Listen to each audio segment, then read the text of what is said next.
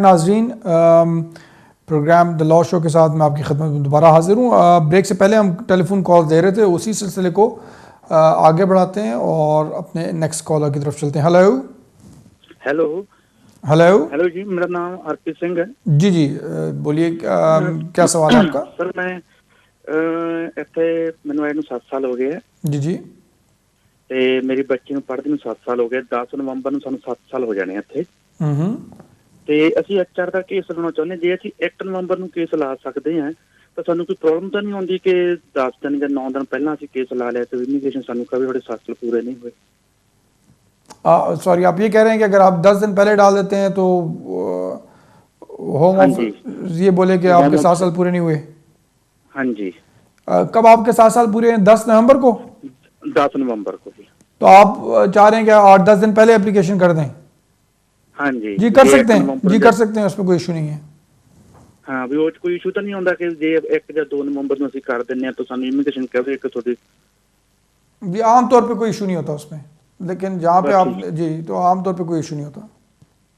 ठीक है सर, ठीक है जी, बहुत शुक्रिया। अगले कॉलर की तरफ चलते हैं। हेलो हेलो अस्सलाम वालेकुम। वालेकुम अस्सलाम, कौन सा बोल रहे हैं?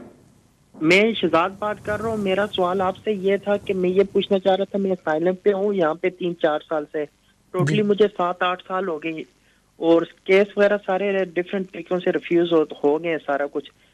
सवाल मेरा ये, क्या मैं कोई और दूसरी एप्लीकेशन कर सकता हूँ जिस तरह 2 लाख पाउंड वाली है, या उससे हट कर कोई और एप्लीकेशन कर सकता हूँ?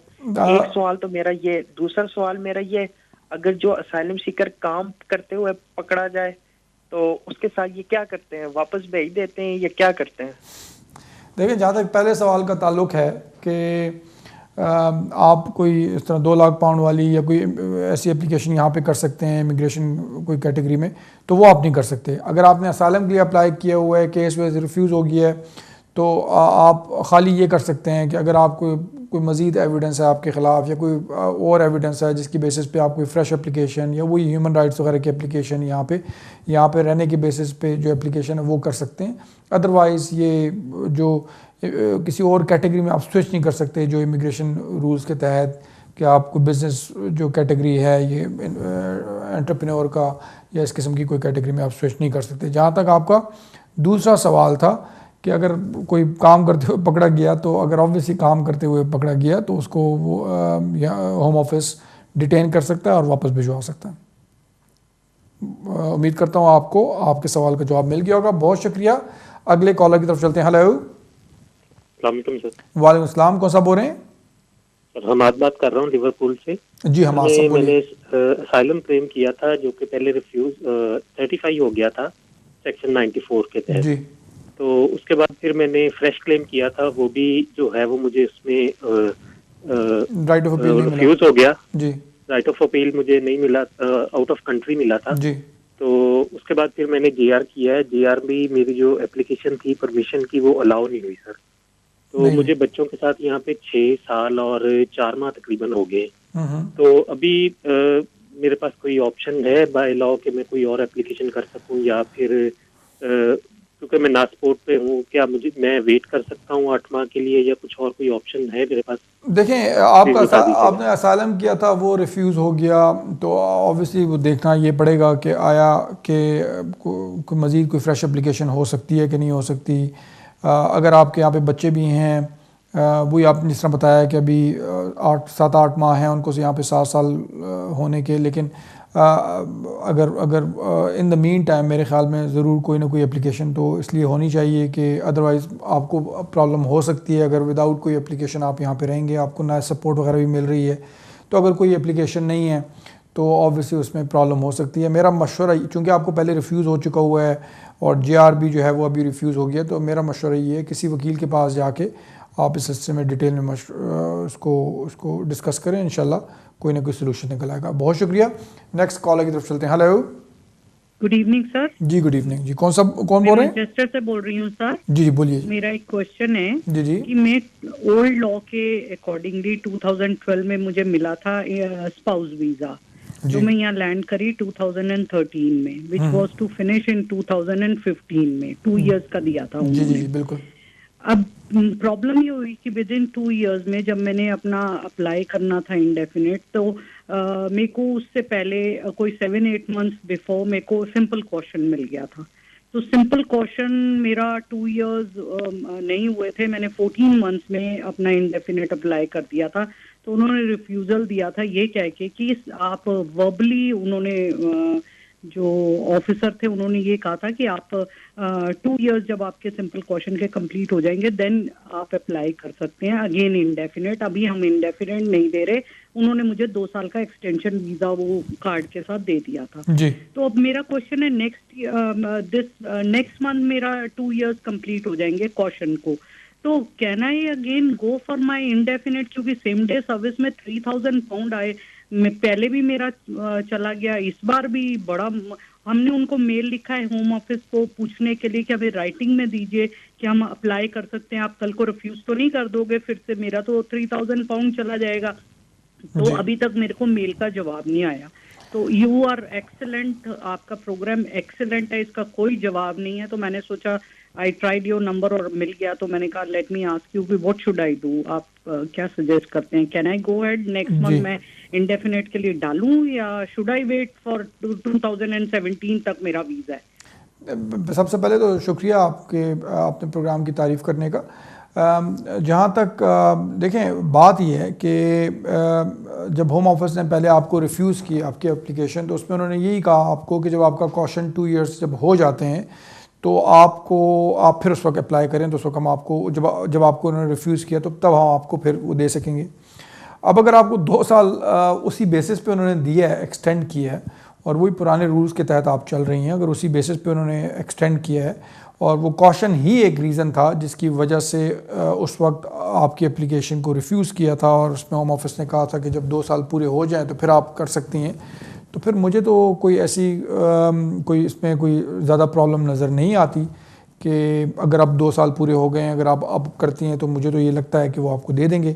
लेकिन कभी आप होम ऑफिस से ये आमतौर पे वो अगर आप उनको बोलेंगे कि जी इन राइटिंग आपको लिख के दें कि जी आपकी एप्लीकेशन अप्रूव कर देंगे, तो वो ज़रा मुश्किल होगा। मेरा नहीं ख्याल कि वो आपको ऐसा कुछ इन राइटिंग लिख के देंगे।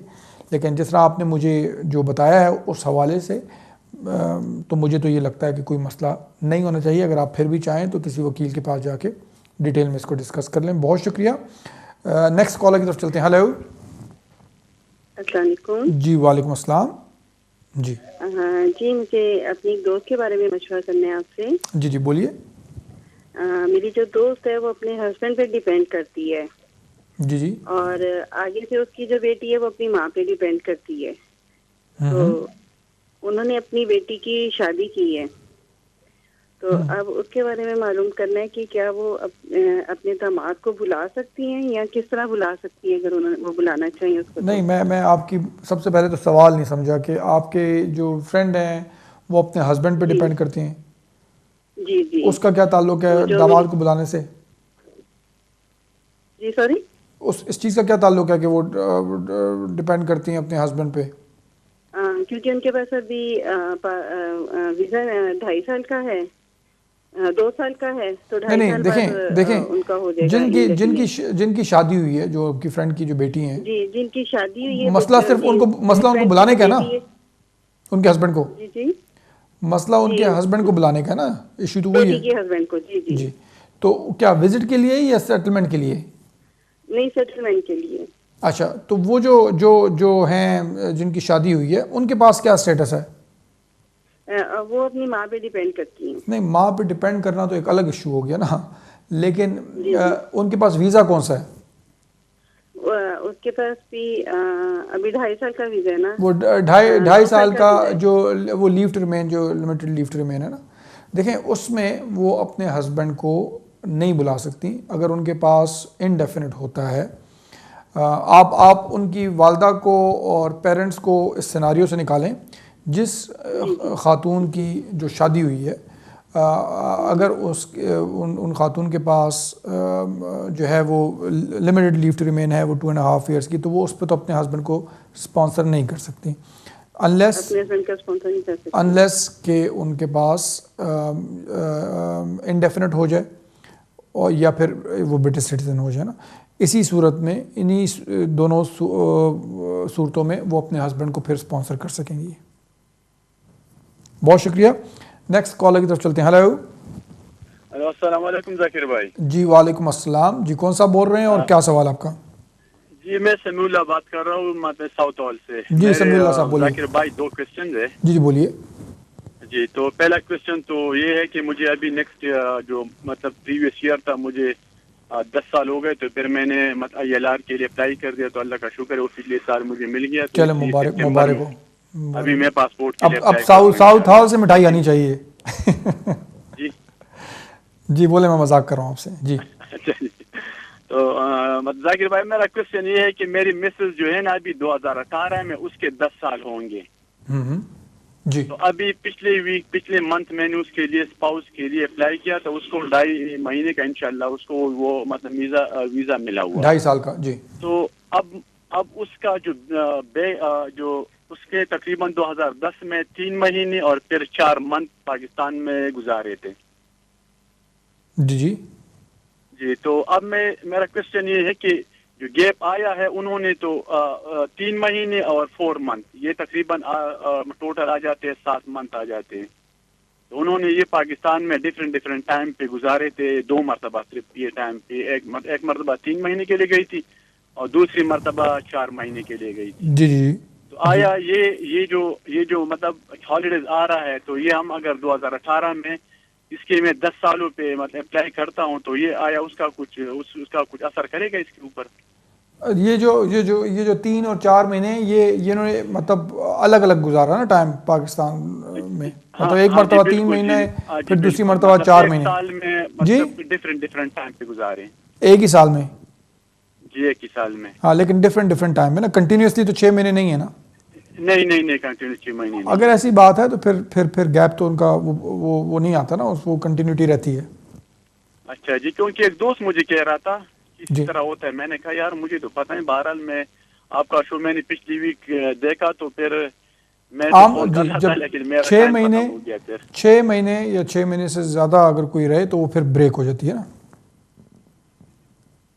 ठीक है जी, बहुत शुक्रिया समीउल्लाह साहब। उम्मीद करता हूँ आपको आपके सवाल का जवाब मिल गया होगा। नेक्स्ट कॉलर की तरफ चलते हैं। हेलो। अस्सलाम वालेकुम जी। जी वालेकुम अस्सलाम। कौन सा बोल रहे हैं? जी मैं लंदन से फैसल बोल रहा हूँ। जाकिर साहब मेरा सवाल ये है कि मैं ब्रिटिश नेशनल हूँ और मैंने ये नेशनलिटी यूरोपीय लड़की से शादी करके ली। शादी मेरी हुई है 2008 में और उसके बाद मैंने 1 साल बाद जाके पाकिस्तान में शादी की है और वहाँ से मेरे 3 बच्चे हैं पाकिस्तानी बीवी से। इससे कोई बच्चा नहीं, इससे मैंने डिवोर्स कर दिया। अब मामला ये है कि मैं पाकिस्तानी बीवी को यहाँ बुलाना चाहता हूँ। अगर मैं वहाँ जाके री मैरिज करूँ या यहाँ ये शो करूँ कि एज ए फियांसी पार्टनर, तो इसमें कोई प्रॉब्लम तो वो ये तो नहीं पूछेंगे कि भाई आपने पहले यूरोपियन से शादी की, उसके बाद आपने 1 साल बाद जी देखें बिल्कुल शादी कर ली। जी बिल्कुल प्रॉब्लम हो सकती है।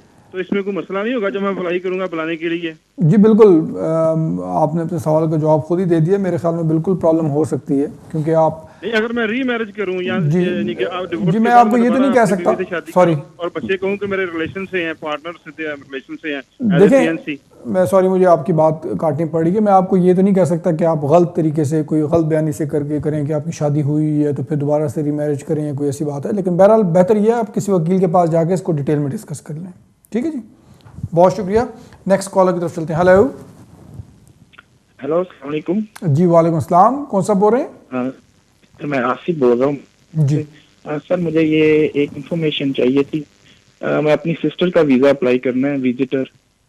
मुझे ये मालूम करना था कि उन्हें पाकिस्तान में कितने मंथ की स्टेटमेंट लगानी होगी और यहाँ पे मुझे कितने मंथ की स्टेटमेंट भेजनी होगी। और लास्ट, मैं इस वक्त पार्ट टाइम काम कर रहा हूँ, बस ये मालूम करना। देखें आपने अपने सिस्टर के वीज़े के लिए अप्लाई करना है, विजिटर वीज़ा, तो रिक्वायरमेंट कोई ये नहीं है कि मिनिमम इतना से का कोई स्टेटमेंट हो। लेकिन बहरहाल बेहतर होता है कि 6 महीने की कम से कम अगर आप उनकी भी स्टेटमेंट और अपनी भी लगा दें तो बेहतर होता है। अब जहाँ तक जो रिक्वायरमेंट का ताल्लुक है, तो अगेन ये कोई रिक्वायरमेंट नहीं है कि आप अपनी बैंक स्टेटमेंट भी लगाएं, क्योंकि अगर वो खुद ही सारा खर्चा अपना उठाएंगी और उनके पास इनफ पैसे भी हैं और वो काम भी करती हैं या बिज़नेस है या उनको सपोर्ट हासिल है और सारी की डॉक्यूमेंटेशन वगैरह है, तो आपकी लगाने की भी ज़रूरत नहीं है। बेशक आप पार्ट टाइम काम कर रहे हो या फुल टाइम काम कर रहे हो। तो ये तो डिपेंड करता है उनके सर्कमस्टांसेस पे कि क्या उनकी सिचुएशन है क्या नहीं है। लेकिन जहाँ तक आपने पूछा है कितने महीने की लगाएं, तो बेहतर होता है कि 6 महीने की बैंक स्टेटमेंट्स वगैरह लगा लें। हाँ सॉरी सर, वो लास्ट टाइम आई थी यहाँ पे यूके, तो उन्होंने 3 मंथ की अपनी, वो वहाँ पे जॉब करती हैं, 3 मंथ की अपनी लगाई थी। इस दफा सब मुझे कह रहे हैं नहीं 3 मंथ में रिफ्यूज ना हो जाए, 6 मंथ की लगाएं, तो इसलिए मैंने ये पूछा। तो मैंने इसीलिए आपको बता दिया कि बेहतर है कि 6 महीने की लगा दें। जी बहुत शुक्रिया नाज़रीन, एक वक्फे का टाइम हो गया है, तो एक वक्फे पे जा रहे हैं, छोटी सी ब्रेक है, इंशाल्लाह किधर जाइएगा नहीं, थोड़ी देर में दोबारा हाजिर होते हैं।